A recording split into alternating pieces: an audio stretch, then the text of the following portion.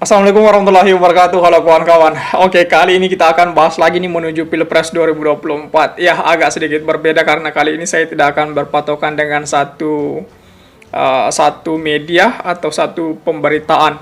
Karena kali ini saya mau bahas perihal spekulasi saya tentang pertemuan Joko Widodo dengan Surya Paloh itu. Bahkan salah satu media menuliskan bahwa katanya secara mendadak Surya Paloh bertemu dengan Joko Widodo di Istana Negara. Ada apa itu?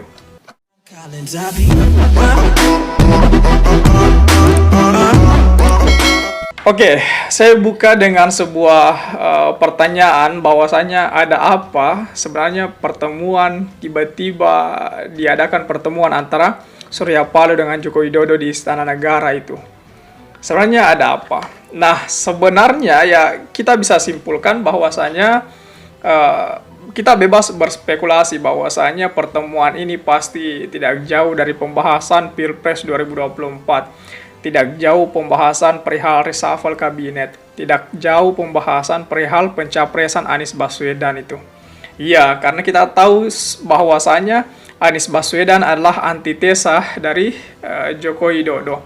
Maka dari itu kemarin itu Joko Widodo sempat renggang dengan Surya Paloh ketika Nasdem mendeklarasikan secara resmi Anies Baswedan untuk berlabuh pada Pilpres 2024. Ada yang menarik di sini ketika tiba-tiba pertemuan dadakan yang dilakukan kedua figur ini. Ya, semuanya pasti untuk Indonesia yang lebih baik ke depannya, lebih maju ke depannya. Tapi ada banyak spekulasi yang beredar di masyarakat perihal pertemuan ini, kawan-kawan. Salah satunya adalah bahwasanya Joko Widodo mulai ragu, mulai takut ketika Anies Baswedan betul-betul menjadi presiden.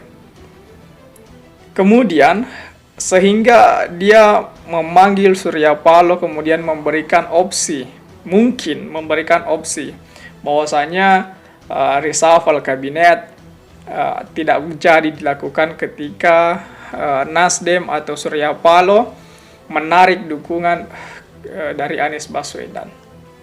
Ya, bisa jadi ada pembahasan seperti itu. Kemudian yang kedua, Jokowi juga tidak berani secara langsung untuk mereshuffle kabinet.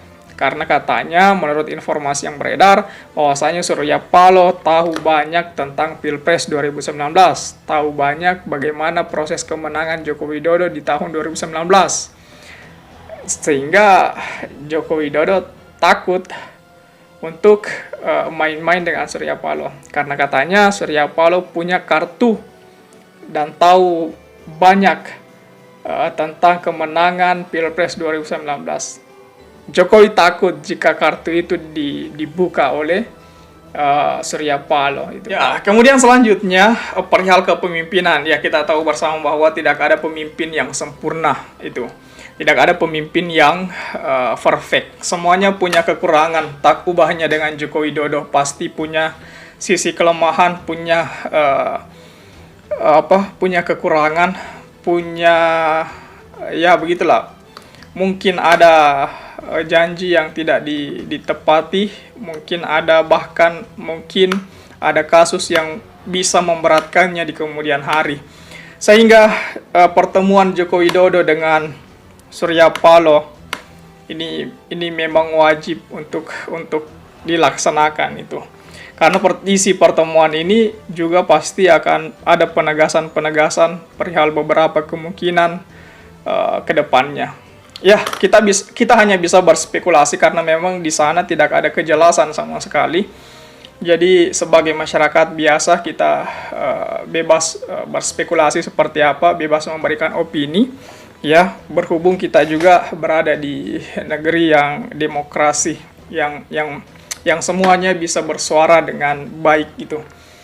Ya, pertemuan ini jelas bakal menyebut-nyebut nama Anies Baswedan. Mungkin juga bisa jadi ketika dalam pembicaraan itu Jokowi meminta Surya Paloh untuk mentandemkan Anies Baswedan dengan Luhut Binsar Panjaitan. Ya, hal ini kemungkinan seperti ini bisa terjadi gitu. Ini bukan hoax, kita hanya spekulasi saja itu. Kita hanya beropini saja di sini. Anies Luhut Panjaitan itu bisa terjadi. Iya.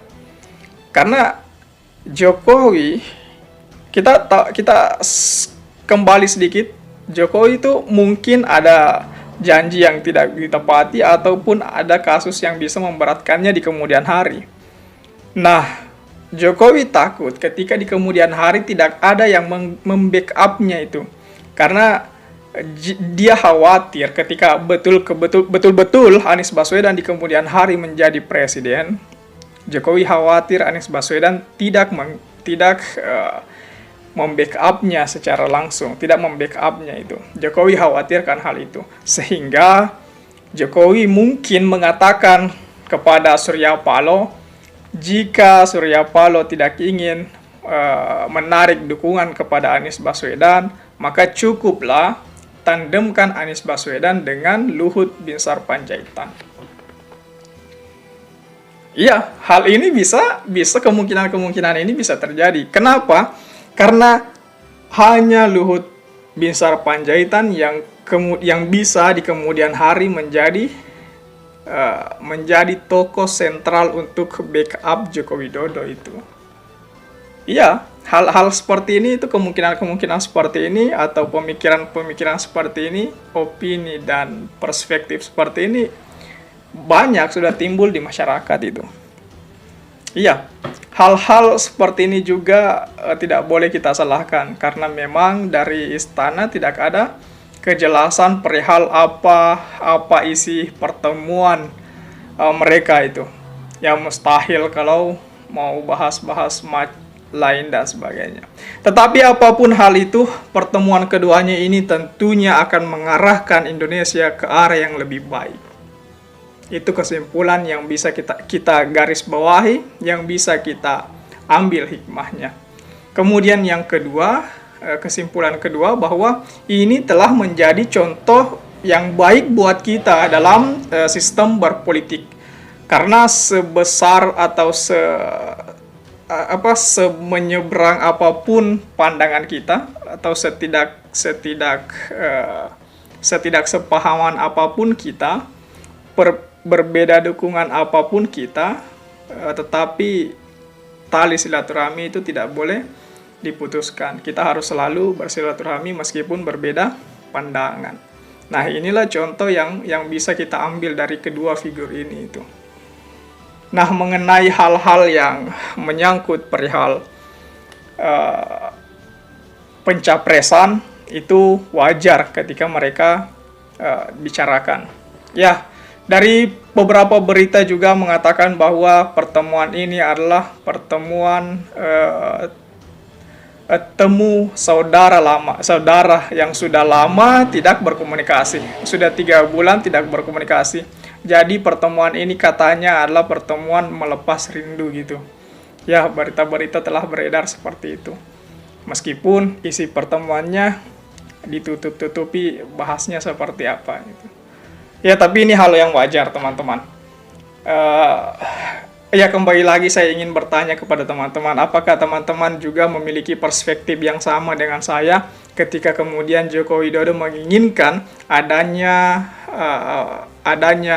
tandem antara Anies dan Luhut Binsar Panjaitan. Dan ketika hal ini terjadi, apakah kalian setuju dengan Anies cawapresnya Luhut Binsar Panjaitan? Setuju atau tidaknya coba tulis di kolom komentar. Oke, saya pikir itu saja dulu. Terima kasih telah tiba di sini. Terima kasih telah menonton. Jangan lupa subscribe agar tidak ketinggalan pada video selanjutnya. Saya pikir itu saja dulu. Terima kasih. Sekali lagi terima kasih dan wassalamualaikum warahmatullahi wabarakatuh.